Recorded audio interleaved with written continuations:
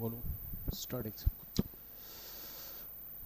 सो आज मार्केट में तेज़ी देखी गई और एक इसको एक तरह से शॉर्ट कवरिंग बोला जाएगा। जिस तरह से मार्केट लगातार लो पे लो बनाया जा रहा था इंडेक्स, तो एक शॉर्ट कवरिंग देखी गई।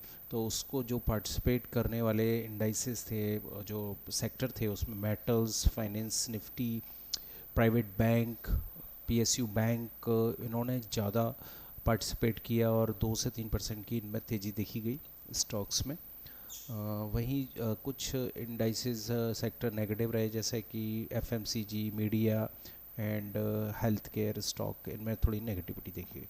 लेकिन जो ये तेज़ी देखी गई, तो ये अब ग्लोबल मार्केट में तो एक रेंज बाउंड ट्रेंड बना हुआ है, क्योंकि जैसे यूएस इलेक्शन के रिज़ल्ट आने हैं और फेड का अनाउंसमेंट आना है थर्सडे को। तो ग्लोबल मार्केट में तो इतनी कोई हलचल नहीं है, कि केवल अपने मार्केट में ही तेज़ी देखी गई। अब जो नेक्स्ट डे कैसा रह सकता है, उसको हम एक बार टेक्निकल चार्ट पे एनालाइज करते हैं। सबसे पहले निफ्टी देखते हैं।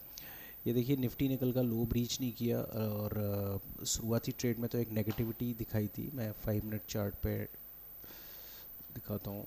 ये देखिए, यहाँ पर एक बार तो डिक्लाइन हुई थी और ये एडवाइस भी था कि कल मतलब आज के लिए 23,800 इम्पोर्टेंट सपोर्ट का काम करेगा, और यहीं से मार्केट में रिकवरी दिखी। और जब ये रेंज ब्रीच हुई, 24,000 से ऊपर सस्टेन हुआ, तो एक अच्छा मूवमेंट देखने को मिला और करीब 200 से ऊपर का ट्रेड कर गया।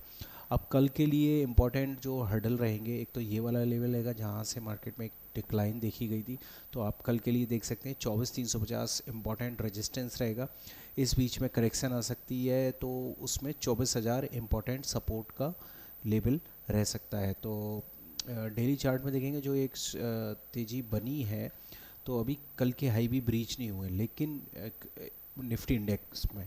लेकिन ये है कि जो ये रिकवरी दिखी है और एक रिवर्सल थोड़ा पैटर्न बना है, तो इस बीच में अगर कोई गिरावट आती है, तो जब तक 24,000 से नीचे नहीं आ रहा, हम उसमें दोबारा तेज़ी कर सकते हैं। लेकिन 24,350 से ऊपर मार्केट दिख गया, तो आगे की तेज़ी एक्सपेक्ट कर सकते हैं और मूवमेंट देखने को मिल सकता है। तो कल के लिए 24,350 इंपॉर्टेंट रेजिस्टेंस है, 24,000 इंपॉर्टेंट सपोर्ट है। और व्यू अभी ये लगता है कि कोई करेक्शन आती है, तो उसमें इस शॉर्ट टर्म में बाइंग देखने को मिल सकती है। बैंक निफ्टी को इसी तरह से देखते हैं।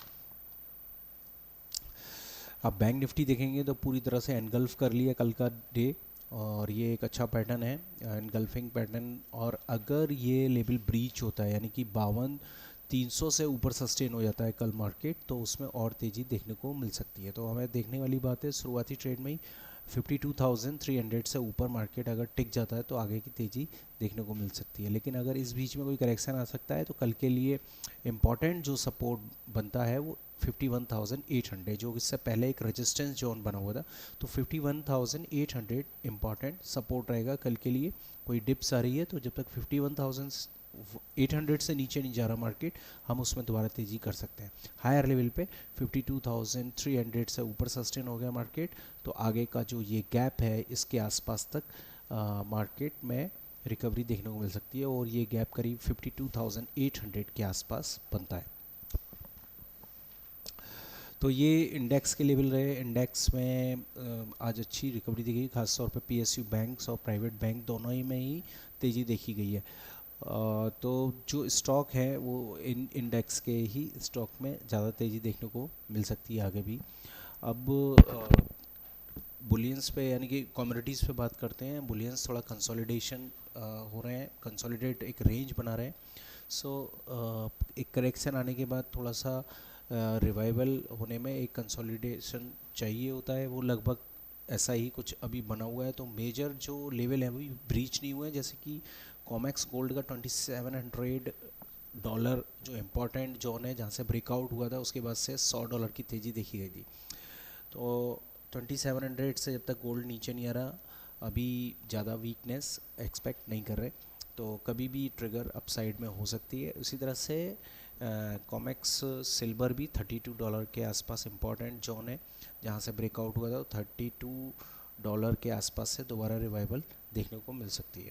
Crude oil, WTI crude oil आप $70 से ऊपर सस्टेन है। क्रूड ऑयल में तेज़ी का मोमेंटम बना हुआ है, इससे पहले काफ़ी गिरावट देखी गई, हमने 2-3 हफ्ते लगातार गिरावट देखी गई, लेकिन $70 से ऊपर सस्टेन है तो आप उसमें तेज़ी कर सकते हैं। Thank you.